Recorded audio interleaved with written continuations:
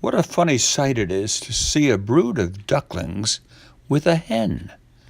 Listen to the story of Jemima Puddle Duck, who was annoyed because the farmer's wife would not let her hatch her own eggs.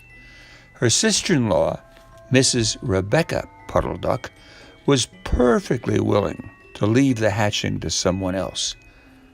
I have not the patience to sit on a nest for 28 days, and no more have you, Jemima. You would let them go cold. You know you would.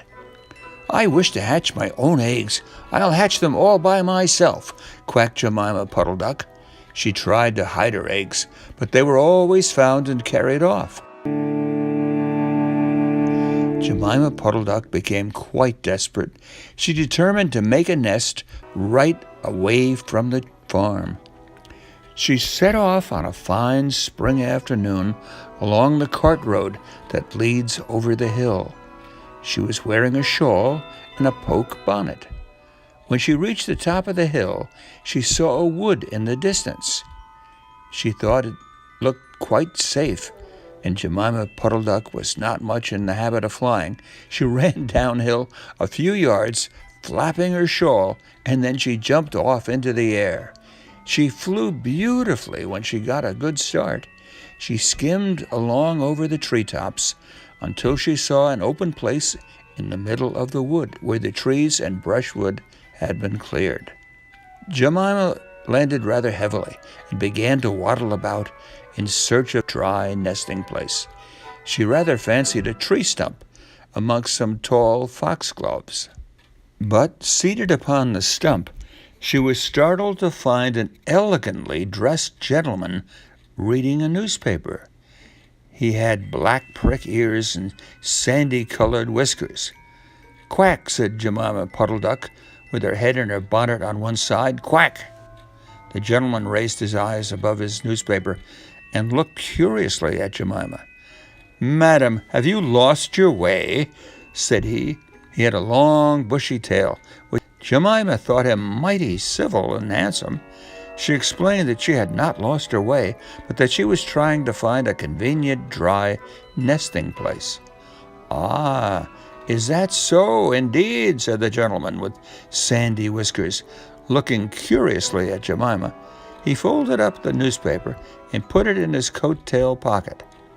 Jemima complained of the superfluous hen. "Indeed, how interesting! I wish I could meet with that fowl. I would teach it to mind its own business. But as to a nest, there is no difficulty. I have a sack full of feathers in my woodshed. No, my dear madam, you will be in nobody's way. You may sit there as long as you like," said the bushy, long-tailed gentleman. He led the way to a house amongst the foxgloves. "This is my summer residence. You would not find my winter house so convenient." There was a tumble-down shed at the back of the house made of old soap boxes. The gentleman opened the door and showed Jemima in. The shed was almost quite full of feathers. It was almost suffocating, but it was comfortable and very soft. Jemima Puddle Duck was rather surprised to find such a vast quantity of feathers, but it was very comfortable, and she made a nest without any trouble at all. When she came out, the sandy-whiskered gentleman was sitting on a log reading the newspaper. At least he had spread it out, but he was looking over the top of it. He was so polite that he seemed almost sorry to let Jemima go home for the night.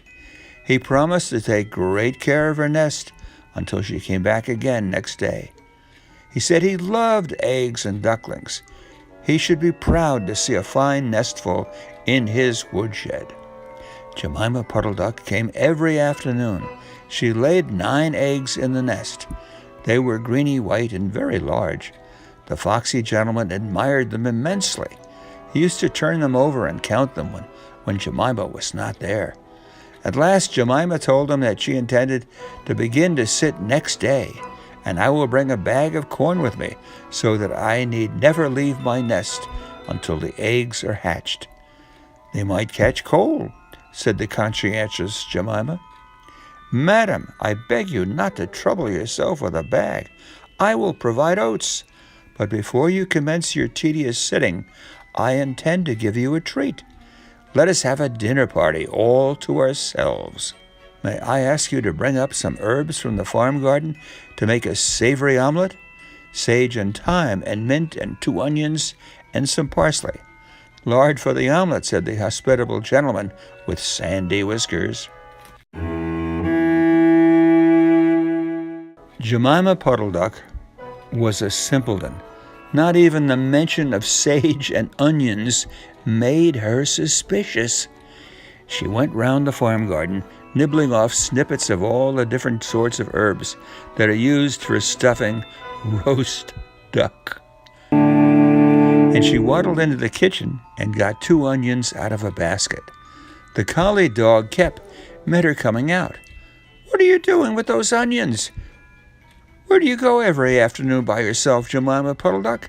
Jemima was rather in awe of the collie. She told him the whole story. The collie listened with his wise head on one side. He grinned when she described the polite gentleman with the sandy whiskers.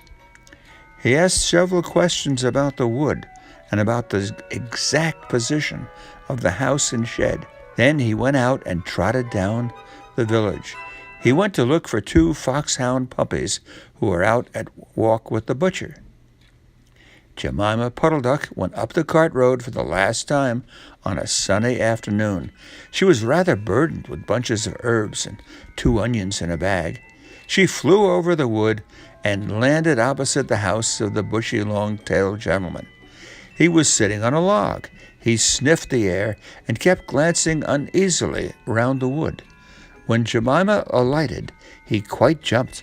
"Come into the house as soon as you have looked at your eggs. Give me the herbs for the omelet. Be sharp." He was rather abrupt. Jemima Puddle Duck had never heard him speak like that. She felt surprised and uncomfortable. While she was inside, she heard pattering feet around the back of the shed. Someone with a black nose sniffed at the bottom of the door and then locked it. Jemima became much alarmed. A moment afterwards, there were most awful noises, barking, baying, growls and howls, squealing and groans, and nothing more was ever seen of that foxy whiskered gentleman.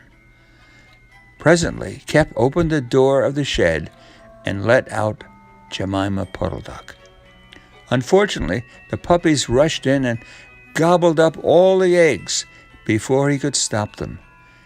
Jemima Puddle Duck was escorted home in tears on account of those eggs. She laid some more in June, and she was permitted to keep them herself, but only 4 of them hatched. Jemima Puddle Duck said that it was because of her nerves, but she had always been a bad sitter.